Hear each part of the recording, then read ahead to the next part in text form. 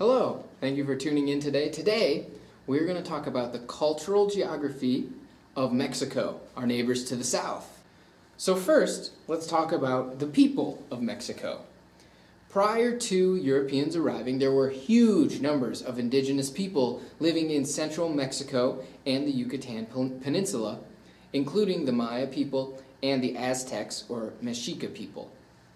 When Europeans arrived, they blended together with different indigenous groups.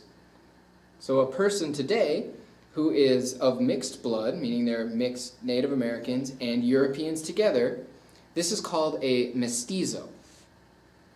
Most of the population in Mexico, and in fact throughout Latin America, are considered mestizo. It's not necessarily a derogatory term, it just refers to a mix between indigenous and European. Most Mexicans today live in and around Mexico City, the capital, and in central Mexico, the Valley of Mexico. Migration has greatly shaped Mexico's population. Huge numbers of workers continue to move to the United States, and that has caused some controversy, especially if they're not here legally. But they are looking for new economic opportunities that they might not have had. Additionally, Mexico is experiencing urbanization, as farmers from the countryside move to cities to find better opportunities. And as more and more farmers have moved from the country into the city, especially Mexico City, it has formed massive urban populations. Mexico City is Latin America's largest megacity. So a megacity is a term we use for a city of 10 million or more people. Because of its size, Mexico City is also called a primate city, which is an urban area that dominates its country's economy, culture, and political affairs. So that's a quick overview of the people of Mexico, and now we're going to move on to the history. For thousands and thousands of years, great civilizations have thrived in Mexico. One after another, many at the same times. They've all been competing or cooperating, working together, trading, sharing cultures, coming together, breaking apart, rising and falling. Civilization and Mexico really are synonymous in a way. Mexico is considered one of the places where cultures first grew, which is what we covered when we talked about culture hearths. So Mexico, the Valley of Mexico, is a culture hearth where some of the first civilizations in history sprang up. Now, two of the most famous indigenous empires that you've probably heard of were the Maya and the Aztecs, also known as the Mexica, who flourished in Mexico prior to the European arrival.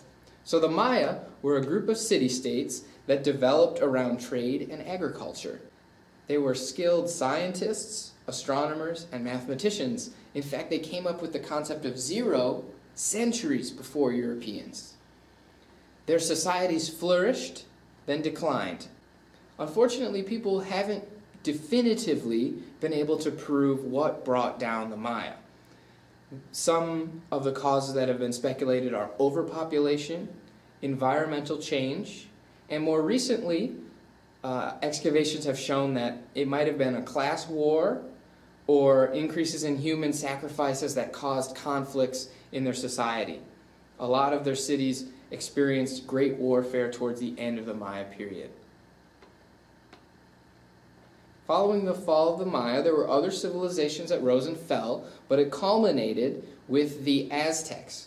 Another name for the Aztecs is actually the Mexica people. But for the sake of this video, I'll just say Aztecs just because most people know what I'm talking about when I say that. But keep in mind, the Aztec is a name that came to mean the Mexica and their allies. So the Mexica, the Aztecs, after years of nomadic life, they settled on an island in the middle of a lake. Their city, Tenochtitlan, grew into one of the largest cities in the world, fed by Chinampas, which were floating farms made from large rafts that were covered with mud from the lake bottom, which is very fertile, and then their crops grew there. Their civilization flourished, but was eventually conquered by a Spanish conquistador Hernan Cortés, and his Native American allies. A conquistador means conqueror. For the next 300 years, Mexico was part of the Viceroyalty of New Spain. A viceroyalty is like a state, or a province, or a territory, or a colony. It's just a fancy name. New Spain was ruled by a Spanish viceroy, which is an appointed representative of the King of Spain. Mexico fought a lengthy war for independence from 1810 to 1821. It seesawed back and forth between various groups. It was incredibly violent. And after the war ended, even though they were independent, political chaos continued. It led to frequent revolts against whichever government was in power.